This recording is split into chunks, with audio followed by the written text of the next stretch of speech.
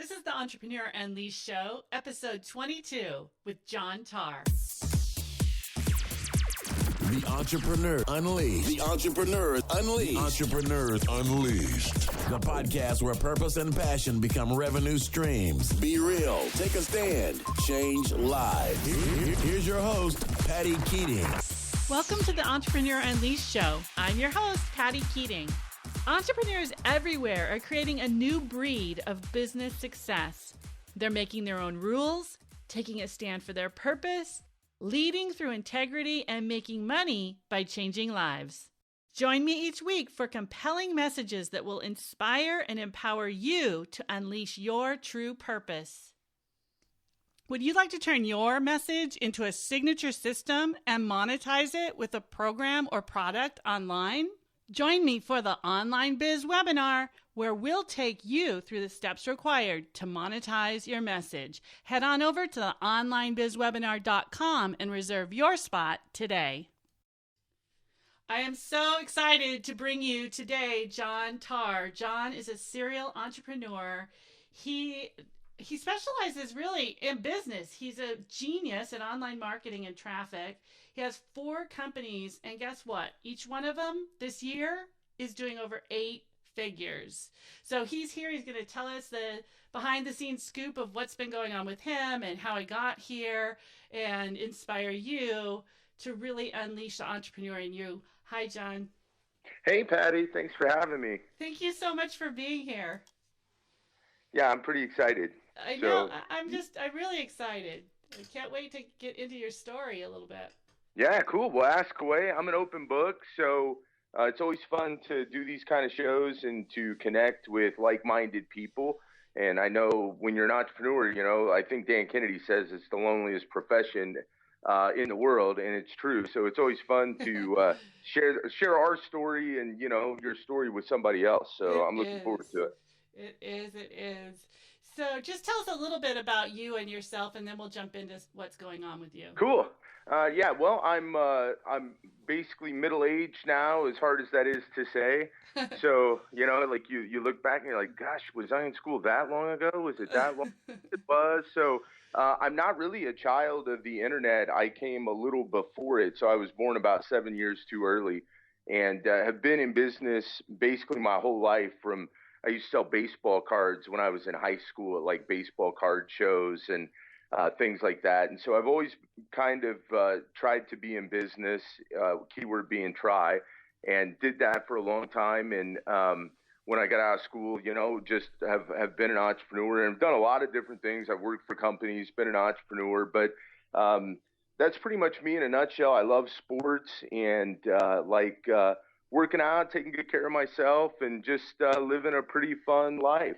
Awesome. Who's your favorite team?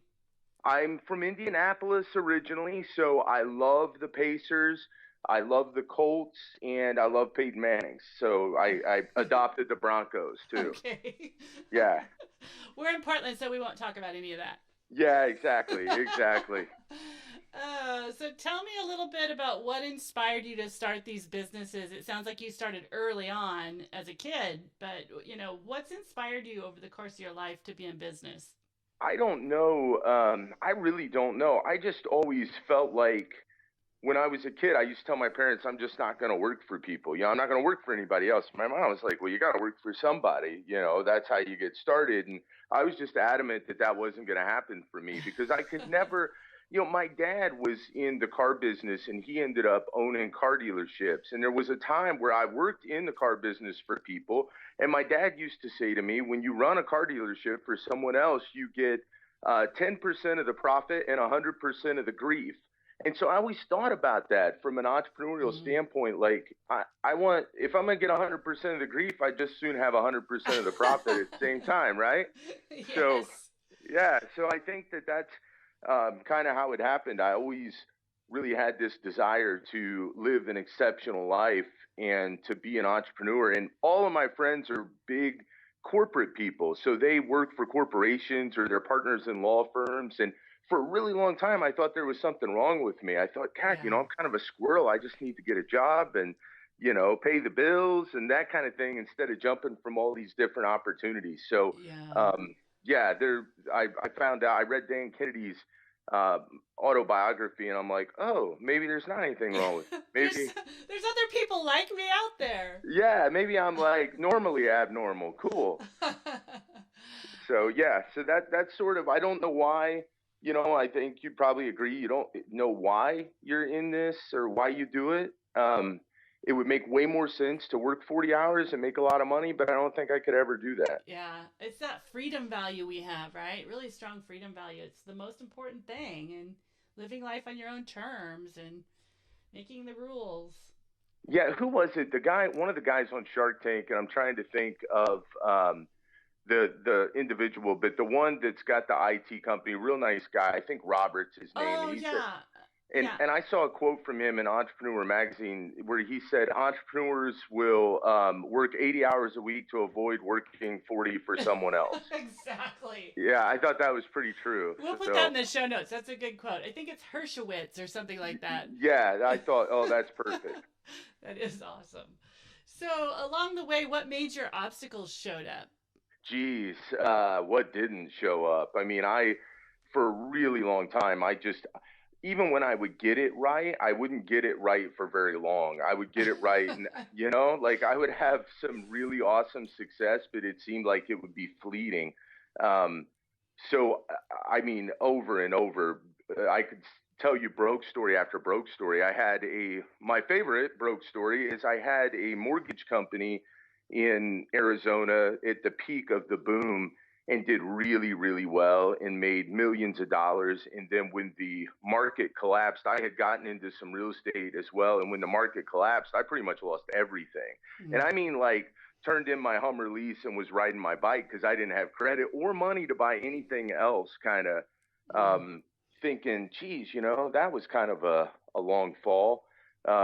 And I was on the radio. I had a syndicated radio show, and everything was going great until the market crashed. And so that's one of my stories. Went from making all that money to not having any money at all, not having a clue how that happened to me, and really starting to reevaluate my business life at that point. And then taking some time after the crash to gain some momentum again. Yeah. And, so there's tons of stories like that when I first started in internet marketing, because after real estate, I had decided, oh, okay, well, I want to do something that I don't have to, it's not as cash intensive as real estate. Because real estate, you're kind of like all or nothing, right? I mean, all your chips are on the table. And so if you play craps, if 7 out, it hurts in real estate because all your chips are on there. And I'm like, well, that's how we learn, though, is from our mistakes. So I reevaluated and I said, I don't want my chips all on the table anymore. How can I avoid that? And that's when I started getting into what I'm doing now. Mm-hmm. But it's certainly been a learning curve. And I think anybody that is in business, you're going to have some obstacles. You're going to have some obstacles big time. So just prepare yourself for that. How did you move through that challenge when you're on your bike and you're just like, what happened? Yeah, right. I was too. I remember riding to the grocery store specifically and trying to figure out how I was going to get a gallon of milk on my bike and like ride my bike at the same time because it threw off like the balance. Uh-huh. So anyway, and I remember kind of laughing a little bit thinking, geez, this is not where I thought I was going to be at 32 or 3 years old or however I was at the time. It was in that range. But I've always had this drive, and I've always believed in myself. I've invested in myself to learn the proper strategies and to know, the right techniques. And so I felt like I would get another shot. But I think that, I always try to look at challenges like that as a growth opportunity. That sounds like it sounds kind of cliche. And when you're going through it, it sucks. I mean, because, you're not really looking for growth opportunity like that, but yeah. Right? Like who's looking for that? But it is true. Yeah. And I had a guy who said to me, I don't know, this must have been maybe a year and a half ago. He was a younger guy. And a lot of the people in my industry today are very young. I mean, just very young and awesome and go-getters. And he said, man, you're just such a cool guy. How did you get so cool? Well, it's those kind of experiences that make you humble and make you appreciate when things are going really well. If you don't have those experiences, then you don't have that perspective. So I think you got to look at that when you're going through those kind of times. Absolutely. Is that the lesson you'd say you learned from that particular challenge? Yeah, I mean, there's just so many. There's so many lessons. But yeah, I was kind of a punk, you know. I had it pretty easy growing up. My parents did pretty well. My dad was an entrepreneur, and I never really got to fight those battles. And my dad passed away really young, and then I was out there on my own, and there wasn't a safety net when I finally went rock bottom there in 2007, 2008. So yeah, I think it gives you that perspective, humbles you up, and teaches you a lot of life lessons to prepare you for when you do have the success. Absolutely. So tell us about your current business. What are you passionate about right now? Well, I love helping people.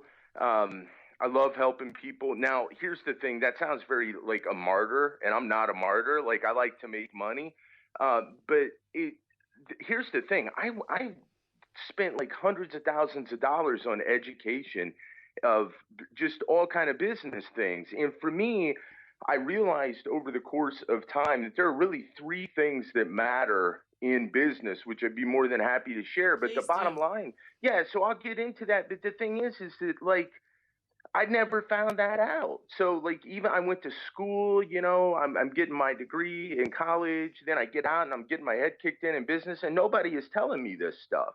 And Mm-hmm. so it's very fun to see like people that you work with that start to have these breakthroughs and they're having those breakthroughs a little quicker than maybe you had them because you went through the pain that you went through. So that to me is very gratifying to be Mm-hmm. able to help people in that sense. And again, while making money is also fun. So, but the three things that are the most important thing in business that they never tell you, and we always use the Shark Tank analogy. So if you go on Shark Tank or you see these guys on Shark Tank, there's only, you know, Kevin O'Leary's my favorite guy, right? Because he's all Mm-hmm. about the money. He's like, so he always asks people, what are your sales? And, you know, he doesn't care where it's made. He doesn't care about, you know, you putting people to work. Not that these things are not important, but the only thing an investor cares about are what are your sales? And then he'll ask you these three things. So the three things you want to know is what is your front end customer worth? What is it worth to you to get that customer? Meaning on the front end, like what are you going to get paid? So if you have a $500 product, and we won't talk about upsells or things like that, but then that means that that customer pays you $500. Then on the front end, that customer is worth $500 to you. So what is that customer worth? What is the lifetime value of that customer?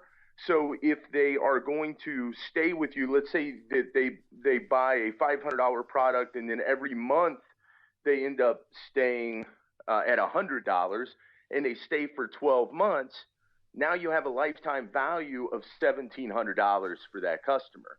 So the initial $500 plus the $100 a month for 12 months, that's $1,700. And then finally, what does it cost you to get that customer? Mm-hmm. And so if it costs you $500 to get that customer that's worth $1,700, you win. Like that's it. Over and over. Game over. Yes, Mm-hmm. over and over and over. How many times do you want to do it? And now all you have to do is put the systems in place to scale that. But what those three numbers do and why I'm passionate about that is because it takes all the guessing out. Yeah. It takes all the guessing and it takes all the drama out of your business. When you Mm-hmm. don't know those numbers, it's drama. Everything's drama. Oh, that's When you, such great advice right there. That's gold. yeah, I believe it to be true. And it just there's no drama. It's just numbers. And so if you're not hitting those numbers or if those numbers are not what you want them to be, it's real easy to dial it in. But if you don't know them, then you live every day in fear, and that's not a good place to be. And that is the thing that changed my life when I Wow. figured those three numbers out. Is that what you help people with now? I can hear the passion about this in your voice, and I'm wondering how's that Yeah. showing up in your deliverables and what you're up to now. Yeah, well, a couple of things. So it shows up in our businesses. We have a few different businesses, and it shows up there in the sense of we can bring a quality product to marketplace without drama. So our customers, like in our skincare line, they get a good, awesome quality product. In us on our end, we don't have any drama with that because we know exactly what it costs us to acquire a customer. We know exactly how long they're going to stay with us. We know exactly what we're going to make from that customer. So it makes it easy to get our message out there. From a teaching standpoint, yes, I get entrepreneurs that come in to our group and we shed light on this for them. And it's literally like we change their business in an hour because that's a real paradigm shift that they have. And so then they can start focusing on what matters, which are these three numbers. So to me, yes, in our teaching, that's everything that matters. And that's where we start with people. So what's your vision for your business over the next 3 to 5 years? Well, that's a pretty good question. We want to continue to grow all of our brands that we have. I do not like the B word, by the way. I try not to say that. So forgive me for you fellow direct response people out there for saying the B word. But, we direct response people are laughing, by the way. Everybody else doesn't know what I'm talking about. Going, huh? Yeah, right. Exactly. But direct response people are like, oh, I love it. But so I think what we want to continue to do is continue to refine our teaching. Because for me, a lot of times, Patty, you teach from the top down, right? So we already know this stuff and we've done it and we've learned all those lessons. And so we're teaching from the top down, not the bottom up. So one thing that's fun for us is to continually hone our teaching message, so that people can understand what we understand a little easier and a little faster. So what we would like to become, what our company, and I say we because we have a whole team of people that work on our company, but what I would like to see us become is the number one source for internet marketing traffic in the world. Oh, that's nice. Yeah, the people come in and, again, we take the drama out of it. So want to make sure that we're bringing in people and continuing to, in a sense, change lives, as cliche as that sounds. Well, it's major change when you understand those three things and you're able to leverage it online. Yes. I mean, this is not, your dad's business anymore. Yeah. And, my dad was in the retail industry, and I mean, fax machines were a big deal to him. He's like, oh man, you can fax your paperwork in, right? So he just wouldn't believe that you can basically run a business with the barrier to entry for business has never been easier. Yeah. I mean, when we had our car dealership, his overhead on our smallest store was basically $200,000 a month just to break even. That was the overhead. And now you're talking about, so a regular person, how do you get in that kind of business? I mean, you have to have so much capital to get in a business like that. And your margins are so small that it makes it very difficult to compete, where nowadays you can sell a product all over the world instantaneously for a very small barrier to entry. And if you know these three numbers, you can crush your competition. It's pretty exciting. It makes me so excited. I look at people who are not doing it and they're complaining about the struggle in their life. And I'm like, go sell something. It's really true. And we as human beings, we all tend to be pretty introspective, right? Yeah. And so we get caught up in our own little world. But go to Target and just walk around and look at how many people are there buying stuff. Yeah. And then think about how many billions of people are on this planet that all have a need to buy something. Yeah. It's pretty amazing. And you can reach them with the internet, right? You can get them all. So it's a phenomenal age that we live in. And when I see people, a lot of people long for the good old days because that's just nostalgia. As any marketer, we use that to cater to people and to send our marketing message out. But it's sad because I think today's the best day to be an entrepreneur ever. I mean, I wouldn't want to be an entrepreneur in the 60s, 70s, or 80s. This is a great time. And I think it's only getting better. Yeah. It moves fast, so you got to move fast with it. But, I mean, at the same time, the money moves so much faster and the opportunities are so much greater than anything we've ever seen. So it's really good. It's a wonderful time to be alive. Yes, it is. So, Jon, what's the best advice you ever received? Okay, that's pretty cool. That's a good question. And by the way, I like to do all this stuff off the top of my head so it's real.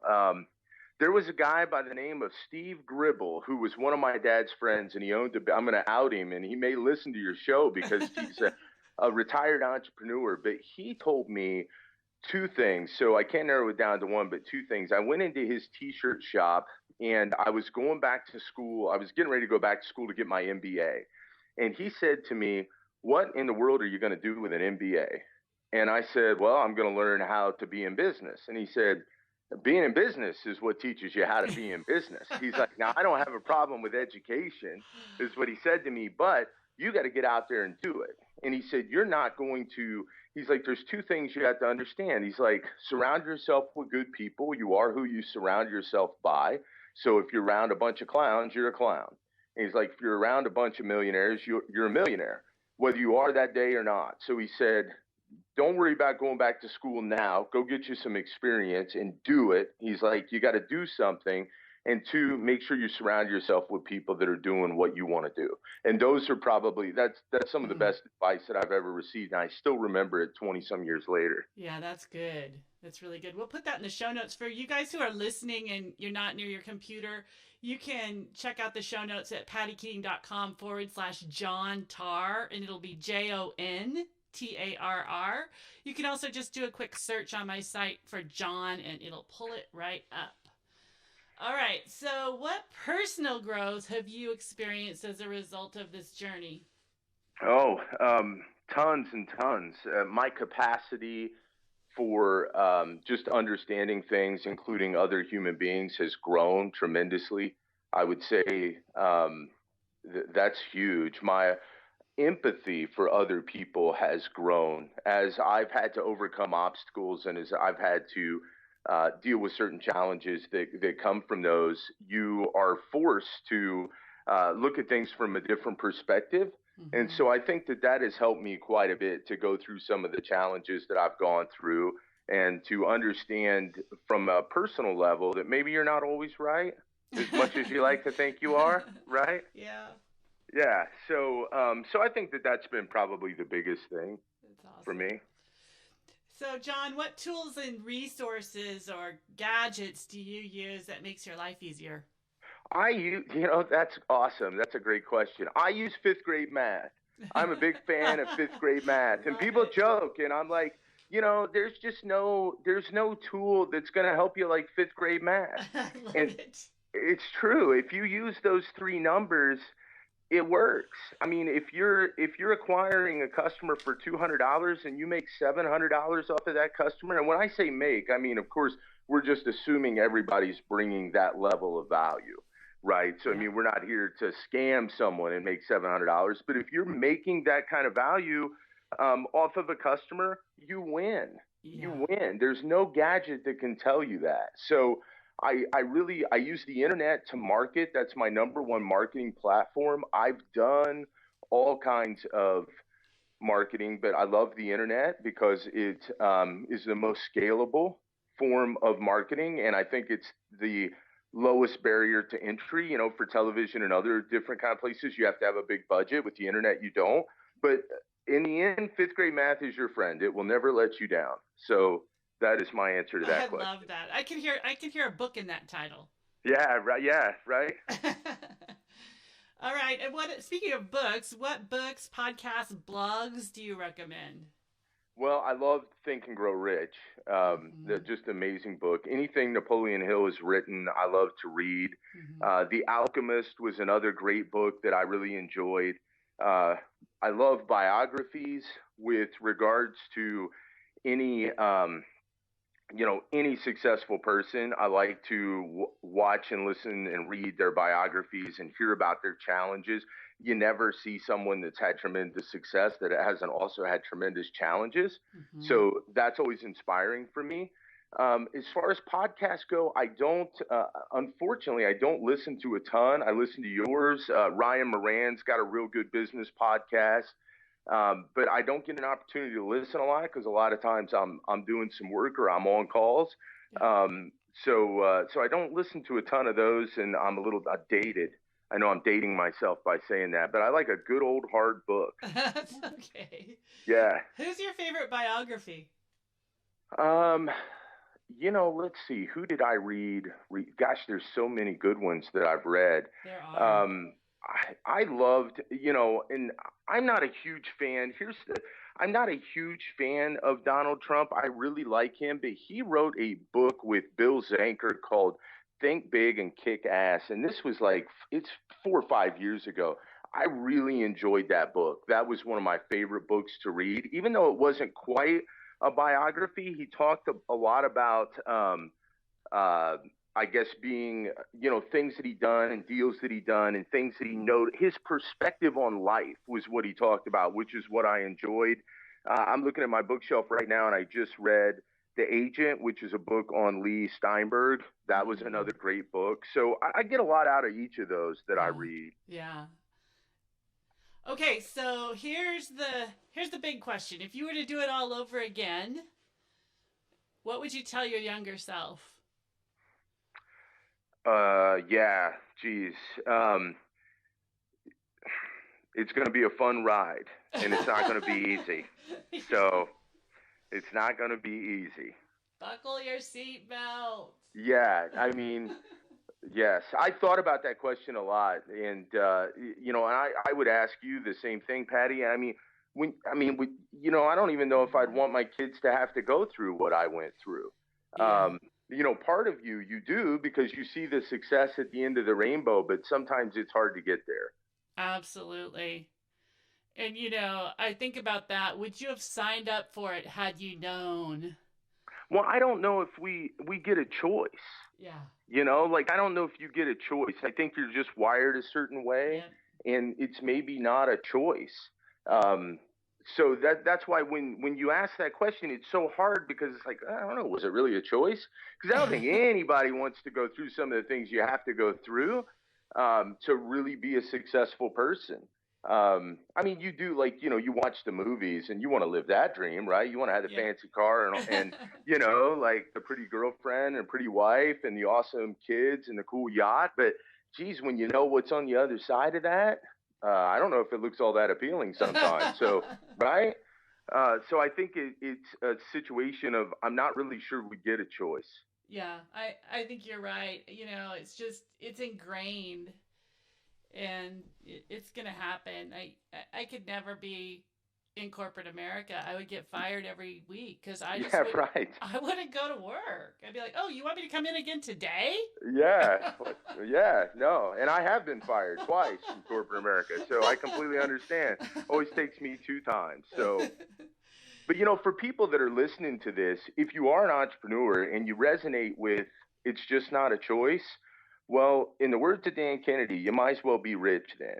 So just keep going on and doing what you do because it's way more fun when you have money than it is when you're going through that pain. And if you don't get a choice, you might as well go with the money part. Just go for it. Yeah, absolutely. Awesome. Oh, thank you so much, Jon. This is really fun. I appreciate you being on the show and sharing your story with everyone and letting us see what's going on behind the scenes. And I know people will be inspired, so I really appreciate it.